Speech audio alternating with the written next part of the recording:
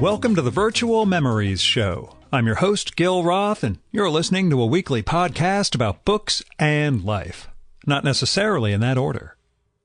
You can subscribe to the Virtual Memories Show through iTunes, or by plugging our RSS feed into your favorite podcatcher. You can find the RSS feed on our websites, vmspod.com or chimeraobscura.com/VM. We're also on Twitter and Instagram at VMSPod, at virtualmemoriespodcast.tumblr.com, and on Spotify, YouTube, and TuneIn.com by searching for Virtual Memories Show. The show might still be on at facebook.com/Virtual Memories Show, but I deactivated my Facebook account last week, as I wrote about in our weekly email, so I have no idea if it's still there. One of you guys ought to check for me.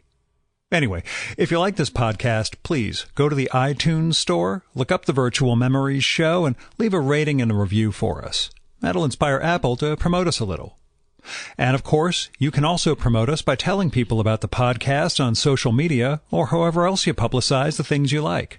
And if that's Facebook, I don't mind. You can support the Virtual Memories Show and get access to exclusive content with a recurring monthly donation via Patreon. Just visit patreon.com/VMSpod and set up your level of support. You'll get new material from our patron-only blog, and you'll also get to listen to my quarterly bonus podcast, Fear of a Square Planet, which features extra material from our guests and is only available to supporters of the show. So visit patreon.com/VMSpod or paypal.me/VMSpod and help me continue to produce smart conversation about books, art, comics, and culture every week at the Virtual Memories Show. And happy Thanksgiving week. I am taking it a little easy, although my idea of easy seems to consist of blowing off work on Monday and going on a 5-mile hike in Sterling Forest with one of my oldest pals.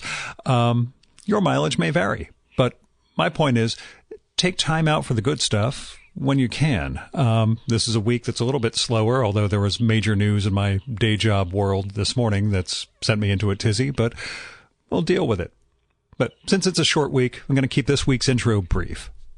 My guest this episode is Cathy B Graham. Cathy's an artist, floral designer, and supporter of fine culture, which puts her right up my alley. And I met Cathy a few months ago when I recorded an episode with Dave Calver at Cathy's home in New York City. Dave and Cathy attended college together, along with Roz Chast, who connected me to Dave, which connects me to Cathy. There's a mind map that shows where all the guests come from, and it really is kind of neat when you start to see it proliferate like that. But the upshot is Dave turned me on to Cathy's work. And part of that consisted of a book that came out about Cathy last year called Second Bloom from Vendome Press. Second Bloom is written by Joanna Coles, and it has photography by Quentin Bacon and Andrew Ignalls. It's primarily a coffee table book about Cathy's floral designs, and it's structured around the 4 seasons, but it's a lot more than that. The book goes into Cathy's history as a fashion illustrator, the bizarre and amazing collages she puts together, and the invitations she would send out for kids' birthday parties in New York, as well as the very tough divorce she went through just a few years ago, and the life she's building for herself now in her early 60s. On the strength of all that, I figured this is someone I got to talk to, and here we are. Now, since part of Second Bloom is about the art of throwing a successful dinner party, I kind of figured, Thanksgiving week is a nice fit for this one. Now, as caveats go, mic placement was a little bit off because of the coffee table we were sitting at, so there's some distortion as I tried to compensate for it. Also, I was kind of off this episode. I'm not sure why. I just didn't frame my questions as well as I would have liked. That's on me. We also don't talk enough about Second Bloom, the book, during the show, but it really is a gorgeous book with beautiful photography, a unified sense of design and art running through it. And it's sort of a testament to how you can find purpose at any point in life. Now, Cathy has greater resources than a lot of us. That said, there are principles in there that any of us can affect to try to bring a little more joy into this world. And here's Cathy's bio. Cathy B Graham is an award-winning artist and fashion illustrator. Her editorial work has appeared in the New York Times, Rolling Stone, and New York Magazine, and she's been commissioned by Bergdorf Goodman, Estee Lauder, CBS Records, and HBO. In addition, she has been a contributing editor of Elle Decor and House Beautiful. She is a graduate of the Rhode Island School of Design, from which she holds a BFA in painting, and she studied fashion illustration at Parsons School of Design. For more than a decade, Cathy worked with the late floral designer and event planner Robert Isabel, noted for his unique, lavish, and innovative parties. Cathy resides in New York City, where she works to support cultural life by serving on the boards of Lincoln Center Theater, New York Restoration Project, and House of Speakeasy. Her first book, Second Bloom, Cathy Graham's Art of the Table, was published in fall of 2017 by Vendome Press.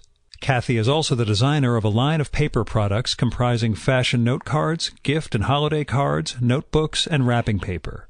She recently launched several collaborations, which include a line of pajamas and textiles with Char Majesty Limited, a signature Second Bloom candle with Nest fragrances, and a line of decoupage home accents with Scott Potter. And now, the Virtual Memories conversation with Cathy B. Graham.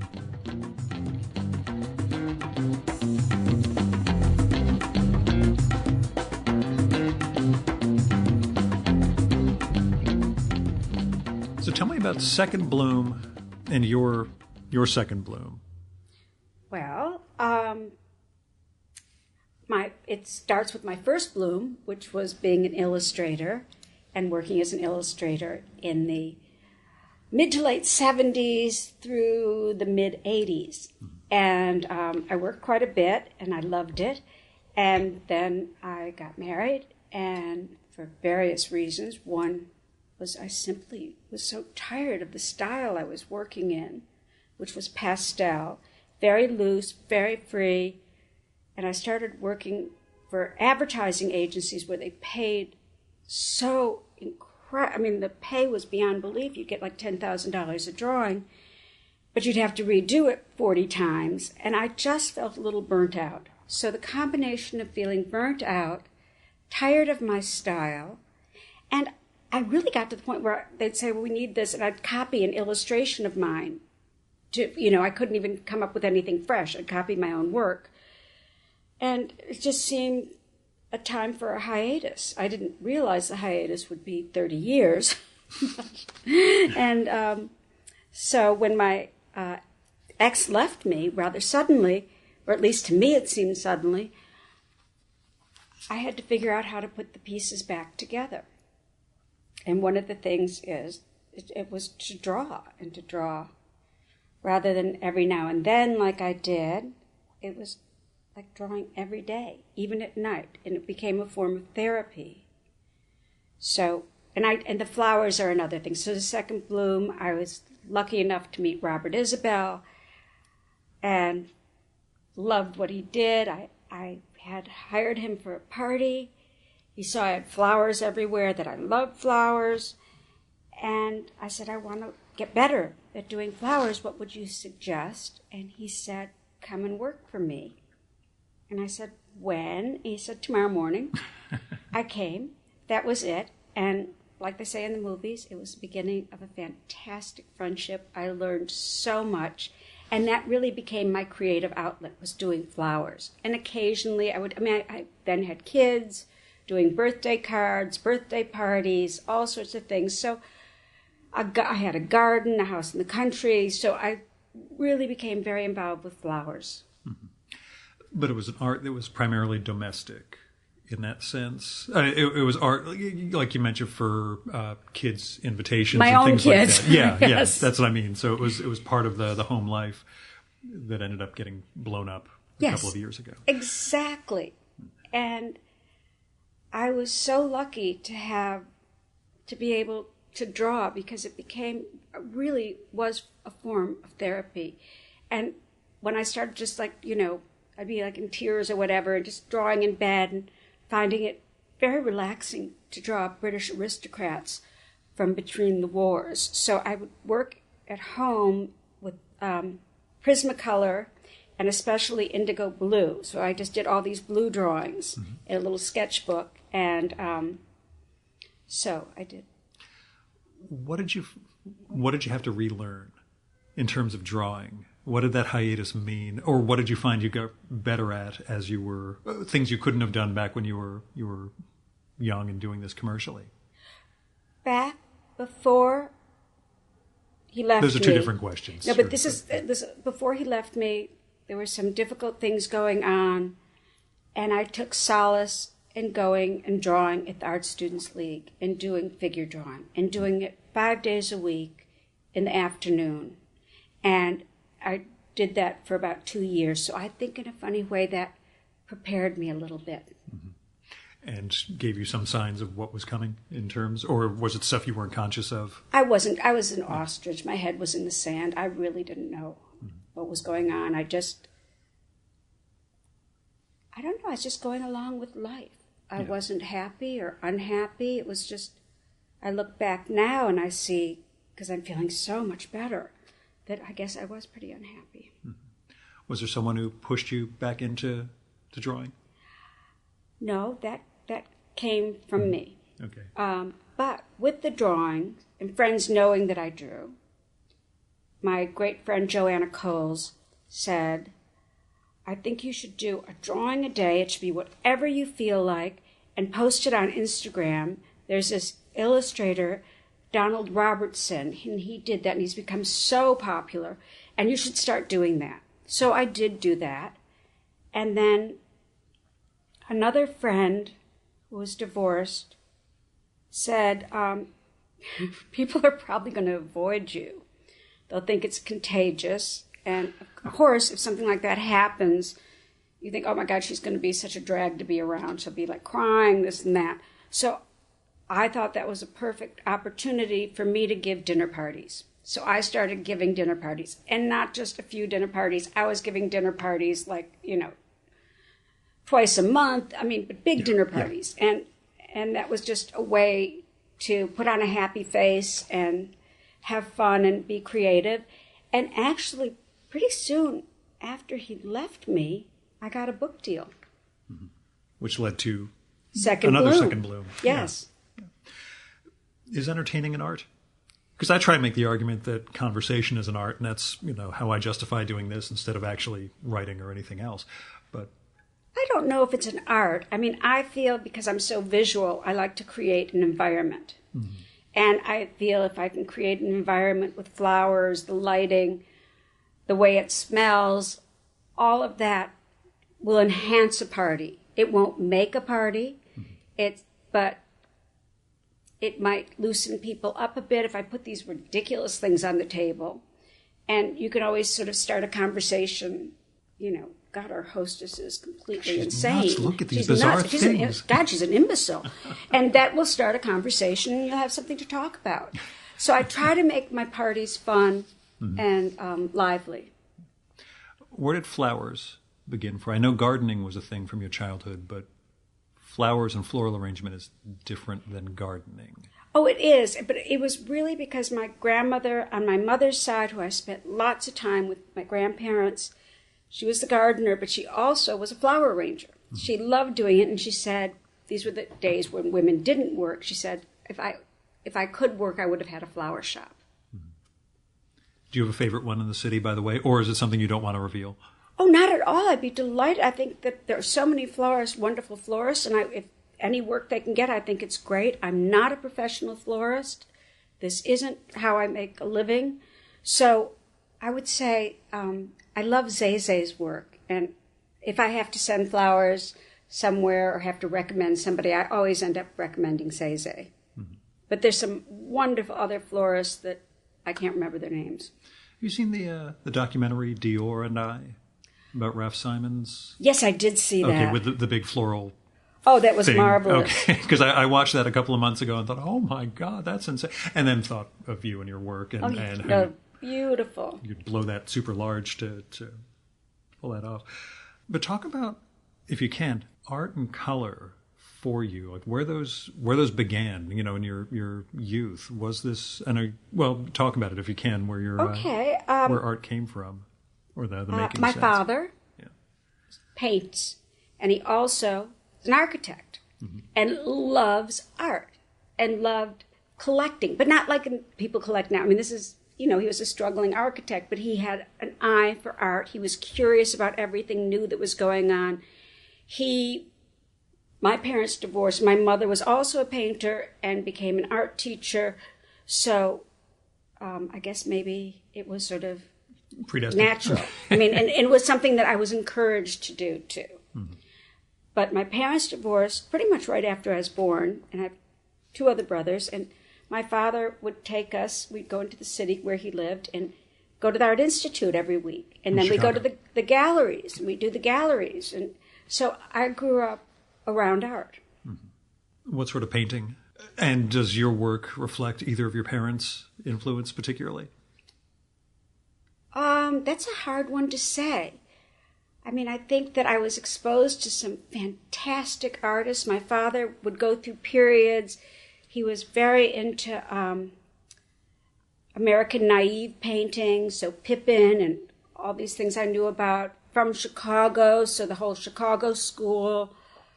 It's so funny. Like, I remember paintings from childhood. He had Morris Louis. He had these paintings that, and he would sell things and, collect something else, and he'd become fascinated in Japanese lacquer boxes and learn everything he could learn about it. So I grew up around very visual people. Mm-hmm. And don't see one being more influential than the other necessarily? My father, definitely. Okay.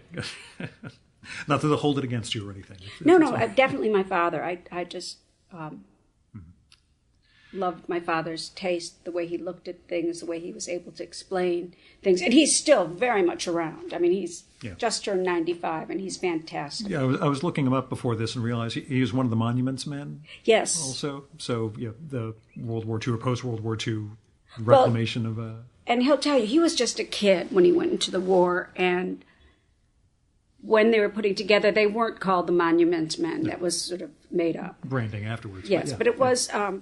and I guess they knew that he loved art and art history, and they chose him. He said he didn't really do anything of any great importance, but because he's 95 and he's one of the last living so-called monument men, he got the Congressional Gold Medal of Honor. I mean, it's kind of marvelous, but he never talked about that. He talked all sorts of war stories, but he had never mentioned anything about that. But he did get the opportunity, which he left the Monuments Men, because he had the opportunity to go to Cambridge and study architecture. Mm-hmm. Do you see that reflected in your art and your upbringing? That sort of geometric sense, the constructed space idea? No, I have absolutely none of that. Yeah. In fact, perspective has always been a hard thing for me. My father can draw anything perfectly in perspective instantly. And I don't know why, but my work is very two-dimensional. But when you're building an environment here, it's got its own sense of structure, I guess. But yeah, I understand on paper it's... On paper, and even, I don't change anything. This room has been exactly the same for the last 21 years. I just reupholster things exactly how they are. I don't move anything around. And with my father, we used to every weekend move all the furniture around, hang different pictures. I don't do any of that. Yeah. Everything stays the same, and then the flowers change the room in the seasons. Can you talk a little about Chicago and your upbringing there? You mentioned, or in the introduction to Second Bloom, I think you mentioned the Thorn miniature rooms in the Art Institute of Chicago, which I only discovered my 3rd or 4th trip to the museum and thought, oh my God, these things are wonderful. Which seem like I don't want to say a key to some of your work, but do seem kind of emblematic of what you're... Absolutely, what you make. Positively, it's a big key because, from the time I could walk, I saw the Thorn rooms. And every time I go to Chicago, I want to go see the Thorn rooms again. They are just magic. And maybe this thing about miniatures came from the Thorn rooms because I just loved them. And I loved The rooms are different periods. They're just so accurate. They're so wonderful. You fantasize. I mean, as a child, I would fantasize of living in these rooms. Mm-hmm. I mean, shrinking down very small and living in the rooms. So this thing about miniatures, it's definitely heavily influenced by the Thorne rooms. But my father also has this miniature bug, as does one of my sisters. So it might be something genetic that we have this thing about little itty-bitty things. I mean, my father's are airplanes and bicycles and things that move, and mine are, what are mine? Oh, yeah, gosh, I don't they're even know all how to girly describe little the things. stuff you collect. I mean, I do collect. It's sort of eclectic. It's anything from an old ice truck with fake ice in it to, I don't know, I like little trucks, sanitation trucks, salesman samples I'm particularly fond of. I shudder to ask, you drive when you're not in the city, right? I never learned how to drive. That's where I was going to go with this. Otherwise, maybe that's an interest in the trucks is, it's a safe distance from you. Yes, and they're way too little for me to drive. As you can see, there's a car sitting right in front of you. Yeah. I actually will have to say that one of the reasons I don't drive is I am rather dyslexic, and right and left have always been a mystery to me, which doesn't work well if you're driving. And yet I've heard you read a bunch. Oh, yes, it doesn't affect my reading. I'm not a fast reader, but I love to read. But just that left and right just kill me. I just can't. Yeah. And I would do the R on me and the L and, put it on the wrong hands. It just didn't work. But I might try again. I do every few years. I'll give it a little shot and see if I can. Just not here in New York. Just wait till you're up in Nantucket or somewhere. No. And yeah. No. Did the dyslexic thing ever impact your art? Was there ever a weird... No, I said the right side needs, anything. No. Okay, just making sure. I think I can figure that out with drawing because I can only draw with my right hand. But again, can you talk a little more about Chicago beyond the Institute? What that city meant. The three cities I associate you with from the voluminous research I've done. Chicago, Providence, and here. Exactly. In New York. I guess if you could talk about those three, how you sort of contrast. Well, Chicago, because my mother lived in the suburbs in Highland Park, and my father lived in the city seemed so glamorous. I loved it. And at first we lived in hotels, which I love hotels. Mm-hmm. And then he moved to a Mies building, 900 Lakeshore, when I'm quite young. And just like looking out the window and seeing... It was then the Palmolive building that had a beacon and just sort of the magic of the city. I loved it. And I loved the lights at night. And I loved watching old movies. And I did fantasize a lot about living in New York City. Of course, it was the New York City of the 1920s and 30s I wanted to live in. Right. So, I loved Chicago. I loved walking around Chicago. I'm enjoying it even more now. Mm-hmm. My son has just started college in Chicago, and my dad's still there, and my sister and brother-in-law, they live there, so I feel a deep connection to Chicago. Has the city changed extensively? Oh, yes. I only think of New York being a completely mutant version of what it was in the 70s and 80s.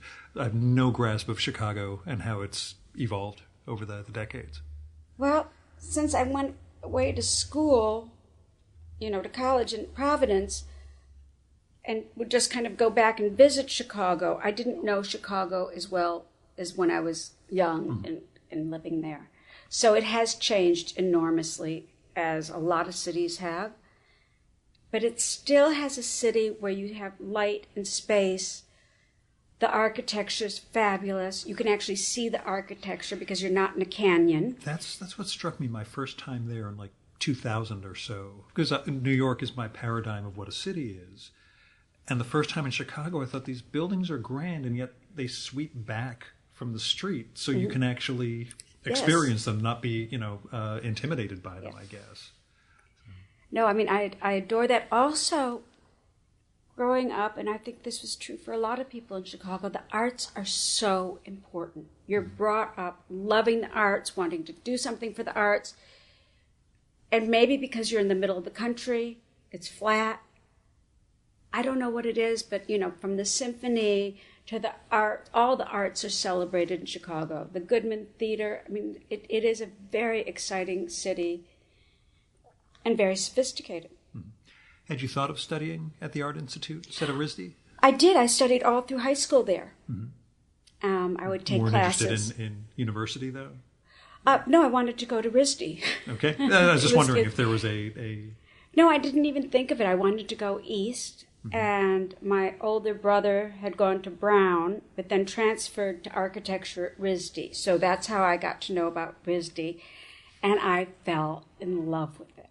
I decided that's where I wanted to go, and that was that. What drew you in?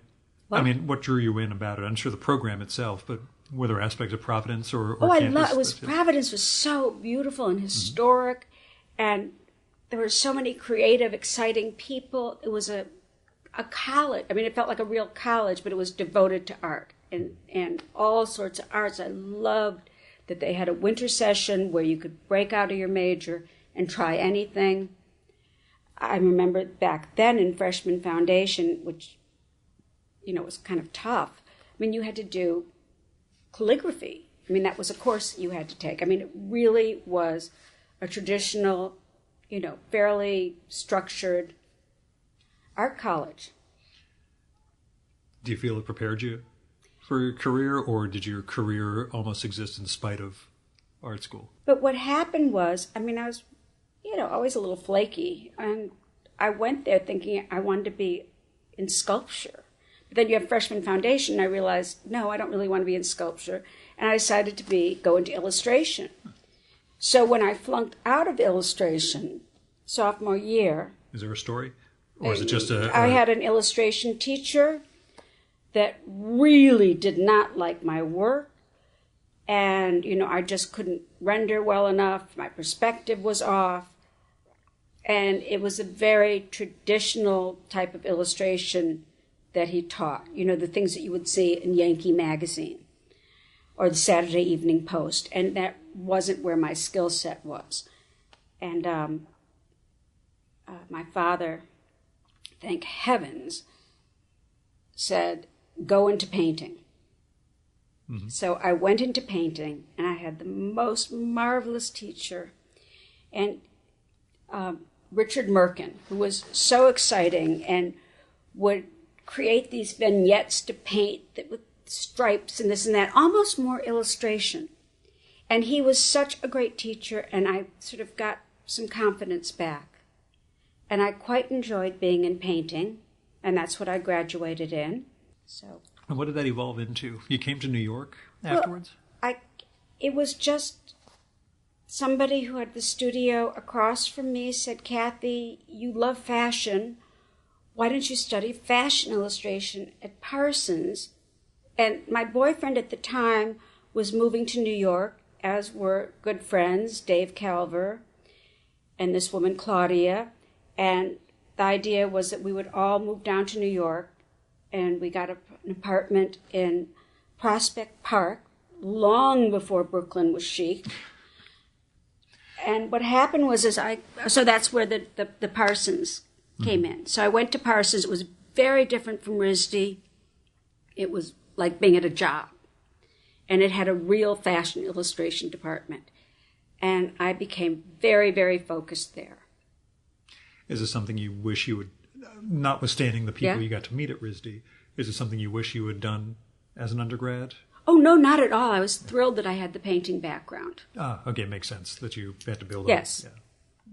So how's your New York changed since living in relative squalor in Prospect Park to... All right, I never actually moved in to the place in Prospect Park. Oh, okay. What happened was, this best friend of mine turned out to be in love with my boyfriend. He fell in love with her. They announced this to me as soon as I get to New York. Sorry. Okay. I'm devastated. I'm heartbroken. I move into the Barbizon Hotel for Women, which turned out to be a fantastic... I loved it. I was heartbroken. But the great thing about being heartbroken, and this comes up again, is I become very focused. And I become very focused on my work. Mm-hmm. So I was I really worked so hard, and I kind of loved thinking I was in a 1930s movie living at this women's hotel when it truly was all women. So that was great.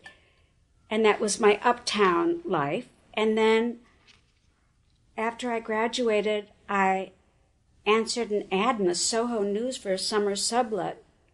It was in Soho. It was 6,000 square feet. And I was subletting 3,000 square feet for $175 a month, which was, it was crazy. And there were 3 artist studios within this loft. Mm-hmm. And my roommate was this woman who was director of Castelli Graphics. And there were 3, one artist is a great friend of mine even today, Note Fatal. And there was another artist, Sal Scarpito, and then Malcolm Morley. So they were within this loft. Eventually, the loft becomes legal. I end up buying half of it with my roommate. After a year, we don't get along. I bought her out, and that's where I lived until I got married, was in my loft in Soho. And it was, I was in my 20s. It was a different world. There were loft parties every weekend. I would have a loft party. I met all sorts of interesting people that I'm friends with today.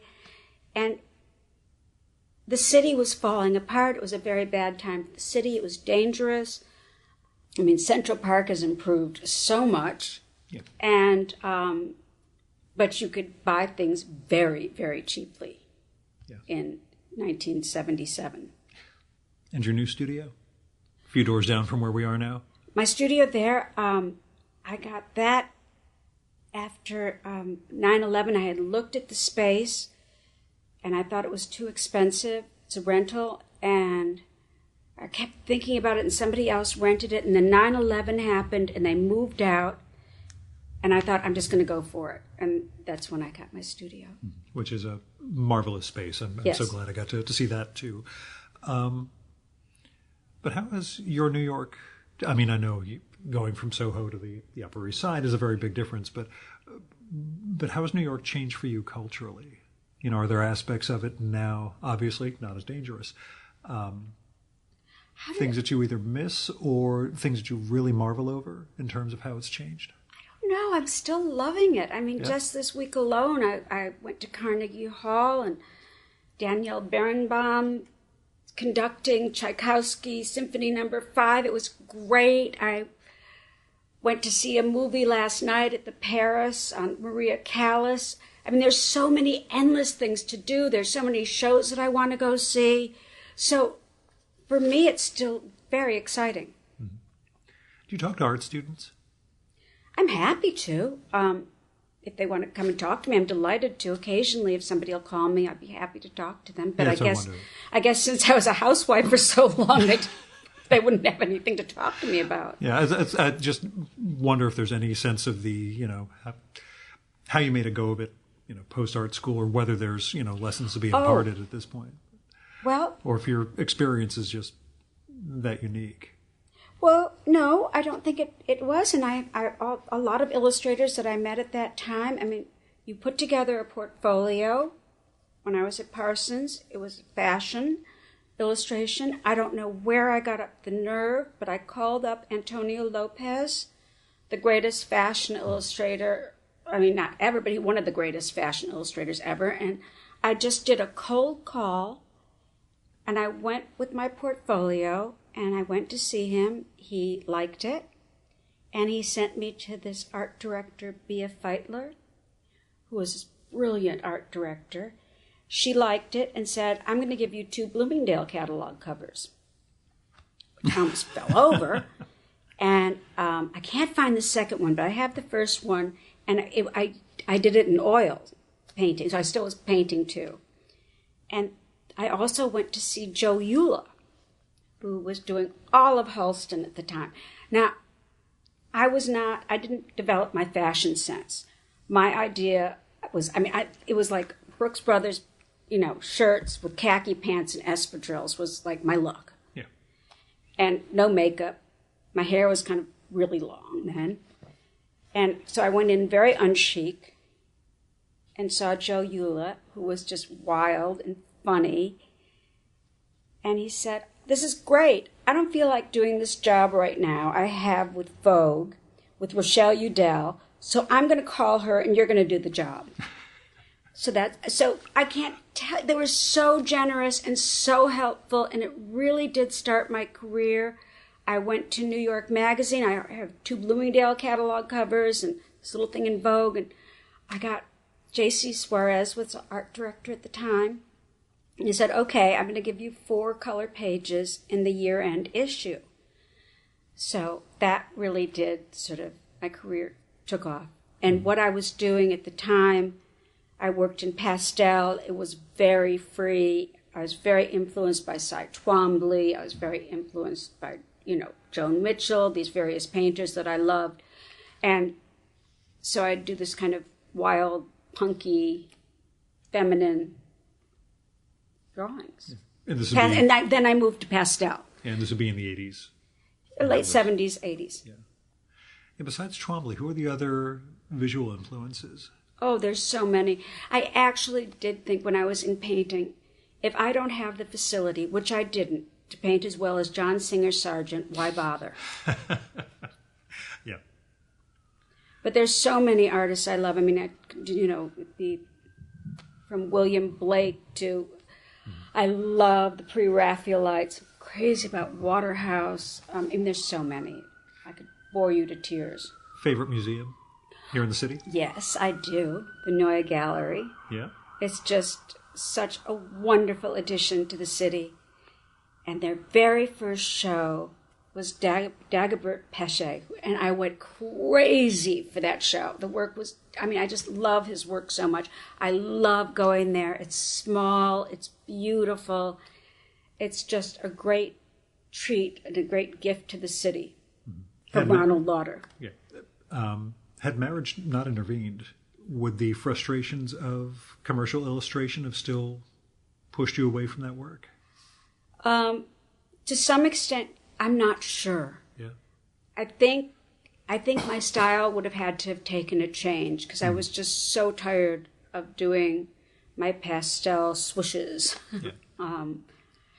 So it would have taken a change. Maybe if I didn't get married, I would probably have continued working. Mm-hmm. Were you doing personal art at the time, or was everything devoted to the commercial work you were involved in? Oh, everything was for commercial work. Yeah. I loved it, and I really must say that I did work nonstop.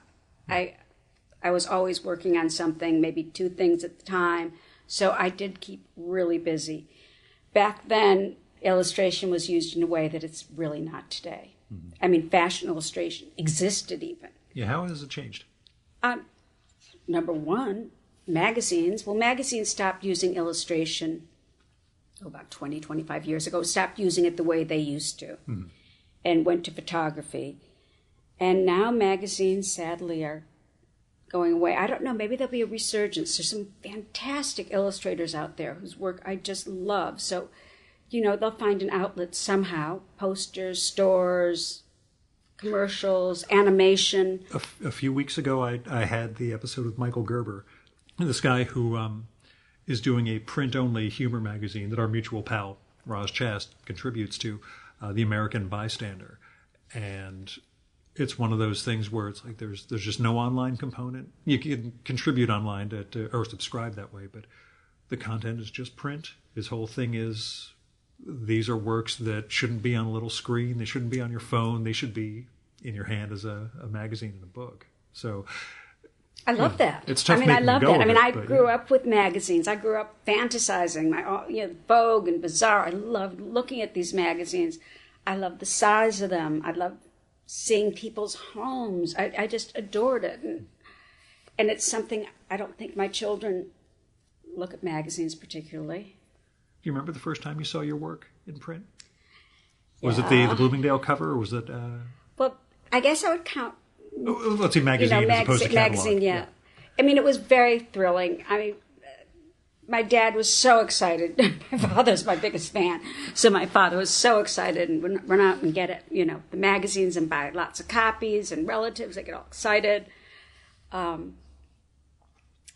it's interesting with the fashion evolved into all sorts of other things. So it sort of stopped being just fashion, and I went into doing things from doing windows for Bergdorf's when Katz opened to, all sorts of different things. Working in fashion illustration, was there any issue with you being a female illustrator? I just think of some female artists who basically went with gender neutral, like initial names instead of their real names because it impinged on them getting work.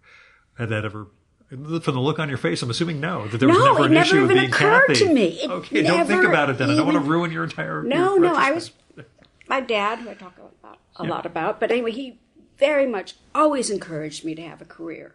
Yeah. He never, thought of women as, second class.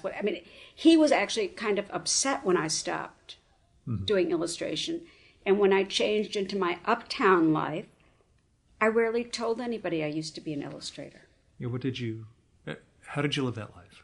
Which I know is an insanely broad question, but who was that Cathy as opposed to... I think I was striving to be somebody I wasn't. I think I wanted to be society. A proper uptown lady. Not so much society, because our friends were mostly in the arts. Mm-hmm. Okay. So there was still an angle. There was still something that was askew. I mean, people in the arts are I think are maybe weird. Because now I'm free, I feel so much different. I feel like I can be myself. I can express myself. I used to be very, very shy, and I'm not quite so shy anymore. So that's another, positive aspect to being on your own. Mm-hmm. Now, we met a few months ago when I came to your place to record with Dave Calver. You and your sister were upstairs watching the Meghan Markle royal wedding. It's such fun watching that. Yes. So I want to know, was it to get ideas or hate watching or just goofy royal watching? Like what do you get out of goofy royal watching? Yeah, nothing more than that. There was no hate involved. Loving every second, wanting to see what everybody was wearing. The fascinators. Oh, God, you name it. We just sat and giggled through the whole thing. We just loved it. It was so much fun to be able to watch it with my little sister Ellie. Yeah, one of my two little sisters. If there was a sense of trying to get ideas for there were no ideas whatsoever. Wow, these people are bananas. This is great. I did think the flowers were quite beautiful. Yeah. But no, I wasn't watching it for inspiration more than entertainment. Yeah, that was. Yes. I assumed, but thought there might be some sort of career reason. I could have been like thinking, I think I'm going to wear a dress just like that, or I'm going to part my hair in the middle this and dye it black. No, I didn't. Second Bloom, the book, breaks out into 4 seasons. Yes. What's your favorite? Oh, spring. Yeah. Absolutely spring. The book starts in spring. I love spring. I hate winter. After the holidays, I just can't stand it. So for me, springtime, with the bulbs coming up, and it's, it just rebirth and just freshness and light changes. I just always happy in springtime. I tend to look better in autumn wardrobe, but that's just I also love autumn comes in a close second, and summer's great. Yeah. So it's winter's really, just the negative. I just skip it. I assume it's the toughest, especially with the floral thing. No, the floral thing, surprisingly, what happens in the winter, it's spring in the flower market. So I love going down to the flower market and buying flats of tulips and spring bulbs and filling my house with spring flowers. I love that. That's the aspect of winter I do like, because it is spring on 28th Street.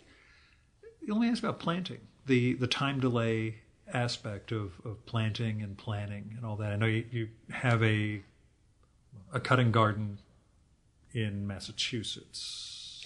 Yes, and I used to have gardens, and one of the things I don't really have quite the same, my ex-husband, I just get to use Nantucket 1 month a year, so it's a little bit hard to plan out a garden for 1 month. That was sort of implied in the book, but I wasn't sure that's what it is. Okay. Yeah, so I don't really have a garden in the way I used to have when I was married. I had a wonderful garden, so that's one of the things that I do miss it. It's something I loved, working out my arrangements with what I would plant and growing my own flowers. I love that. I loved being able to go to the country on weekends. That's just changed.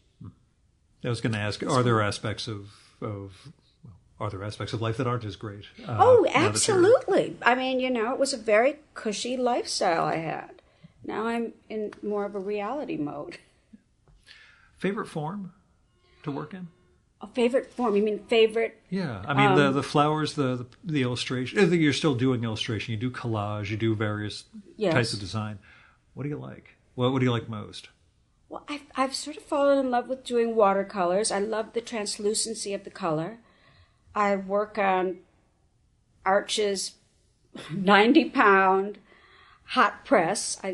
You sort of have things that you like. I love going to art supply stores. I just love it. I'm sort of heartbroken that three of my favorite have closed down. Mm-hmm. So the thrill of going to an art supply store. So I still get that every time I'm in London and I go to Green and Stone or Sennelier if I'm in Paris. Most illustrators I talk to complain that something they liked, actual tools, either the paper, the pens, etc., they just don't make anymore. Is there anything from your experience, or is it more? Yes, there was a certain pencil that was just. I mean, I do love Prismacolors, but there was a pencil that was even softer, and I just loved it. It's like Charisma or something. I mean, it sounds like a Boy George song that I loved, and they stopped making it. So I found it on eBay for $350 for a slightly used set. So I guess a lot of people like that pencil. I will say, I mean, I obsessively stock up on these pens and pads, which are weird in shape, strange ones to pick up, but just for the sake of what I do, having the right set of tools is ridiculously important. So I figure for someone whose work actually matters and represents to other people, you have things that Oh, absolutely. Yeah. And, in doing collage, I have this thing about vintage, and especially like my fantasies of the 20s and 30s and goes into the 40s, a little bit in the 50s. And I find things on eBay from old scrapbooks that I color Xerox and tear up, and, funny little toys that I put on the table that I remember from childhood, hang them from the ceiling, whatever. So, I would say, what was the question again? Who even knows? With us, it's just good tools, bad tools. Oh, so tools. So, I love having things to work with the collage. And, I love rubber cement, which I'm having a harder time finding. I don't know. Just need better sources. Oh, I just figured kids were inhaling it too much and they stopped making it. Oh, do you think that's it? That was always how we were supposed to get high back in middle school. Oh, I thought it was airplane glue. That's what my brothers... Yeah, but if you were cheap... My brother liked. I actually kind of like too. Is there what aspect of art or what form do you wish you'd stuck with during that hiatus? Oh gosh, and I still think about it now, and that's working in oils, and I'm sort of scared to go back to that. I'm a little bit intimidated by it, but the colors that you could get and the textures and the fact that you could build up, you could make a mistake, you could paint over it. There's certain things about oils I just loved, and I'm a little bit intimidated to try again. I give you permission. You can get out there. It's okay. It's even when I went back to the Art Students League to do figure drawing, I was so afraid to do it because I thought, oh God, I'm not going to be good like I used to be. And it took me a long time to realize nobody was looking. So that sense of self-permission is still what stymies me about making art myself. But that sense that you're not living up to someone else. You're doing it for yourself. And I'm rarely satisfied with anything I do. I mean, I always think, God, I could have done that better, whatever. But with the figure drawing, how long did it take you to, besides the mental part of it, to get back in the swing of making it? Just sort of doing it over and over. And I had... did you have I sort of had a natural... I had a very good line, and it was very free. So the problem was containing it so it actually looked like the figure. But it's a wonderful thing to do, and it's just a way of breaking up space and training your eye. We have two mutual friends, both of whom work in comics and cartooning and gag panels. ever a temptation for you? Oh, I've done some cartoons, yes. Yeah? Well, I did this thing with this other friend who is a fantastic illustrator, Patty Dryden, and another friend, Baby DeCellier, who's a painter. These are from my olden days. And there was an app called Draw Something. So we would exchange doing these crazy drawings, and you'd do like, they'd say like Jay Leno. So I'd have to like quickly do Jay Leno. And I loved doing that. I had such fun. And I do rather silly, occasionally I'll do political things just for myself. Mm-hmm. So it's something I do love doing. I just wasn't sure if you had a 200-page comic memoir in you the way Roz did, or no.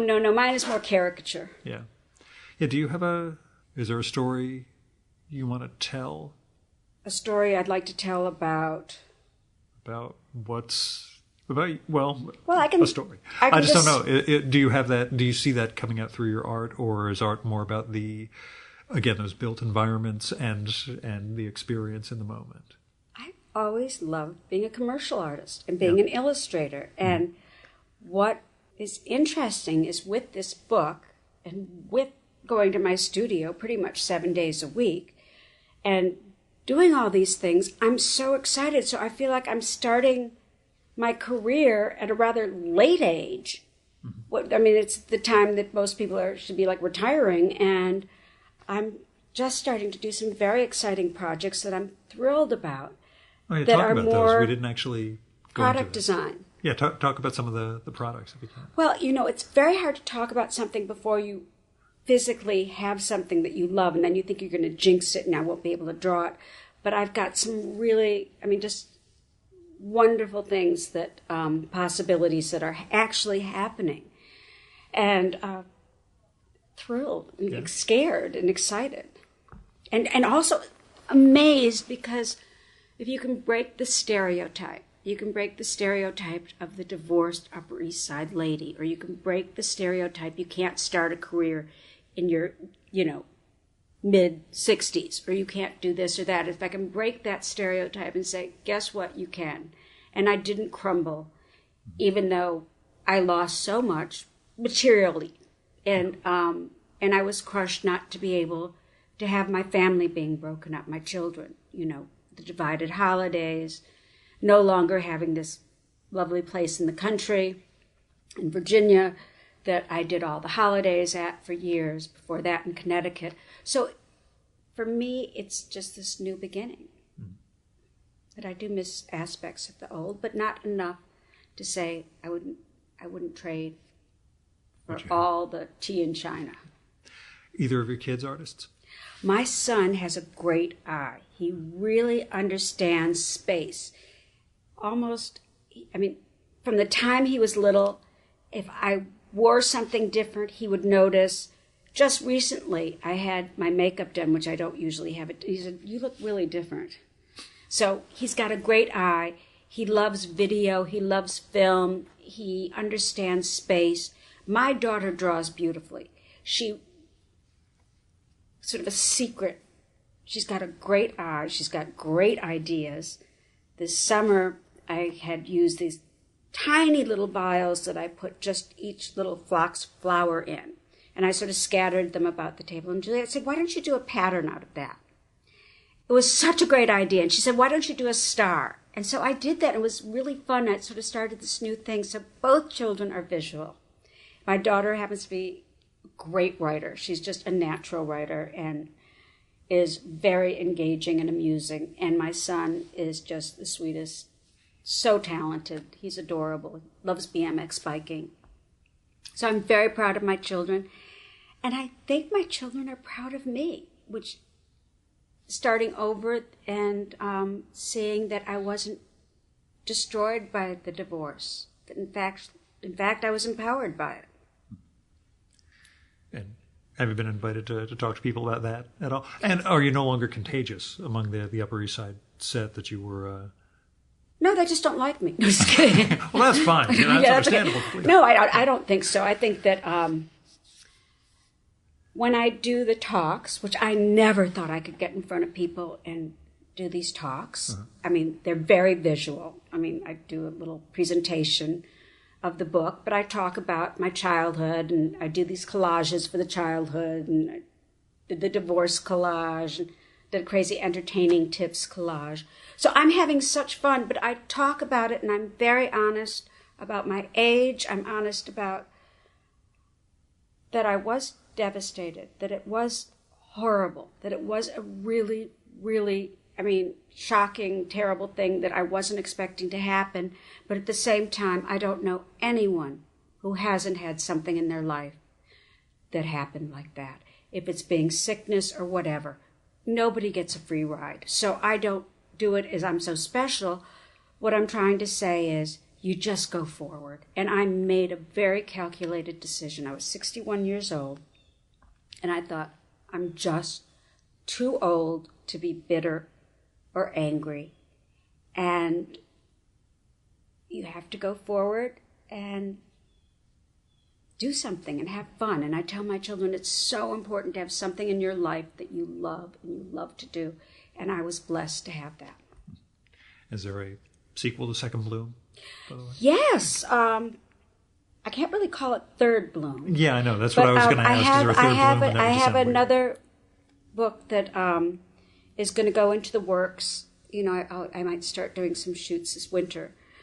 And it has to be sort of completely different. I want it to be very different from the first book, but my publisher would like lots of illustration in it, which I was thrilled. And, we'll see if it still will happen. But one thing is going around the country and doing these talks, I've sort of fallen in love with different regions. Yeah. So this is going to be regional. So celebrating a region from whatever the flower is in that area or something about it, their stores or something. So I want it to be a regional book. Mm-hmm. And I'll have flowers and illustration and ideas and what regions tabletop. Particularly did you fall in love with? Michigan's got that tulip thing, right? I haven't gotten to Michigan yet. I thought they have some big annual tulip I don't know, but I want to go. Okay. That'd be great. This is all so new. The book came out last year. The divorce, was official only in the spring. So, I'm officially a rather new divorcee. And so things are kind of just happening. But the South, the West, just areas that that I'm finding that the garden clubs that are so strong in America and people's gardens and love of nature. And that was another healing thing for me with the flowers and nature and just finding such peace and solitude from that. Or solace, not solitude. I hope you can edit this. No. Don't worry. Nobody's listening. Nobody's going to listen to me. What do you wish you'd been doing creatively all those years?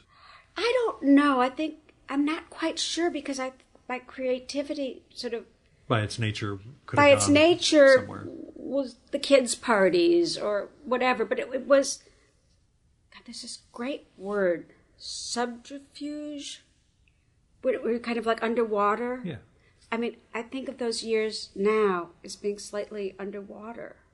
My creativity was stifled to a certain extent, where now I seem to be quite unafraid. I guess for anyone who's been through a divorce, unless you're Gwyneth Paltrow, it can be a rather difficult time in your life. So just kind of surviving that and getting through that. As opposed to conscious uncoupling, I think that was the term. Yes, they used. No. This was... it's not a. I don't. What's the question again? Oh, God Almighty! Who you would have been?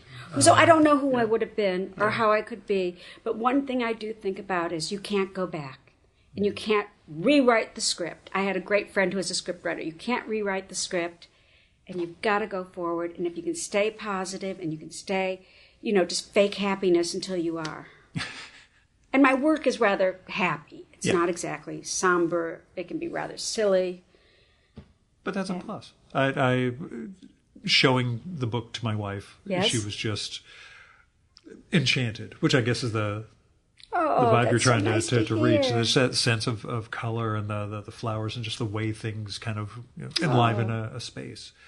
Well, if there's one thing, it's just for women especially, is to just kind of find something you love. You can't change it. Too many divorced women are still stuck in the past. You know what?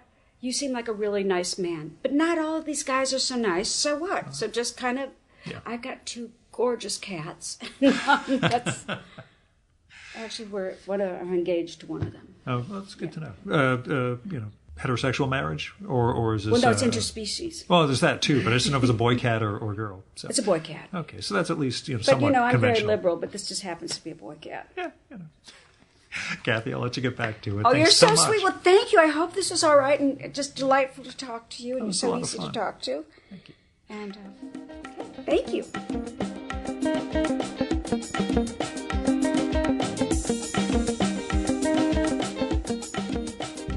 And that was Cathy B Graham. You should check out Second Bloom, Cathy B Graham and the Art of the Table from Vendome Press. It's a gorgeous coffee table book about her floral designs, as well as her illustrations, collages, her collections of weird things, and other art. It just shows off this gorgeous aesthetic, and it has some tips for throwing a lively dinner party. Also, in the Credit Where Credit's Due department, Second Bloom is written by Joanna Coles, with photography by Quentin Bacon and Andrew Ingalls.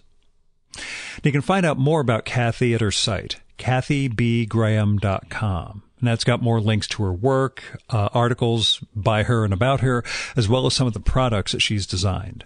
And that's CATHYBGRAHAM. Oh, and she's on Instagram as Cathy B Graham, all one word, and she posts really lovely pictures there. So if you're on Instagram, follow her, because you'll see some amazing stuff. And after we wrapped, I asked Cathy, so, who are you reading? And if you want to hear her answer to that, you'll need to become a supporter of the Virtual Memories show so you can get access to our quarterly bonus podcast, Fear of a Square Planet.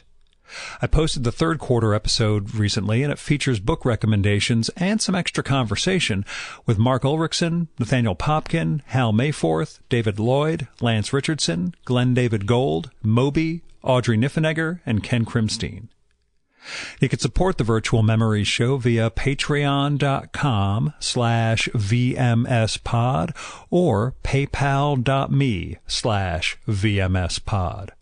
I've got all sorts of goals and goodies in place for patrons, including that podcast, a patron-only blog, handwritten show notes for every episode, my secret project that I swear to God I got to get back to, and more. So go to patreon.com/VMSpod and support the art of fine conversation.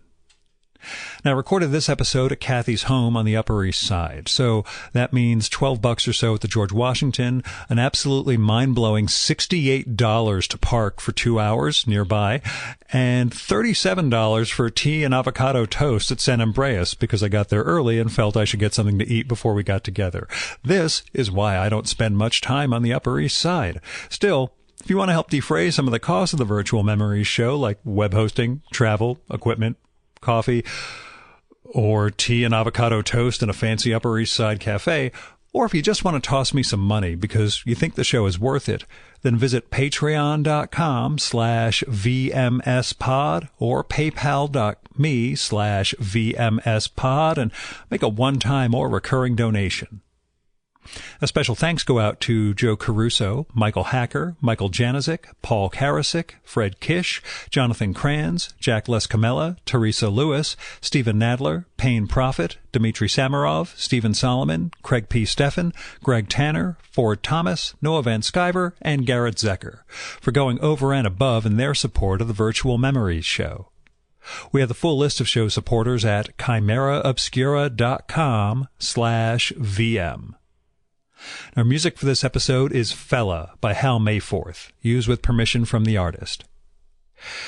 And that's it for this week's episode of the Virtual Memories Show. Thanks so much for listening, and have a great Thanksgiving. We'll be back next week with Shachar Pinsker, author of the new book, A Rich Brew, How Cafes Created Modern Jewish Culture, from NYU Press. You can subscribe to the Virtual Memories Show and download past episodes at the iTunes Store. You can also find all our episodes and get on our email list at either of our websites, vmspod.com or chimeraobscura.com/VM. You can also follow the Virtual Memories Show on Twitter and Instagram at VMSPod, at virtualmemoriespodcast.tumblr.com, and on YouTube, Spotify, and TuneIn.com by searching for Virtual Memories Show. And if you like this podcast, please go to iTunes, look up the Virtual Memories Show, and leave a rating and maybe a review for us. That'll help us build a bigger audience. You've been listening to the Virtual Memories Show. I'm your host, Gil Roth, and you are awesome. Keep it that way.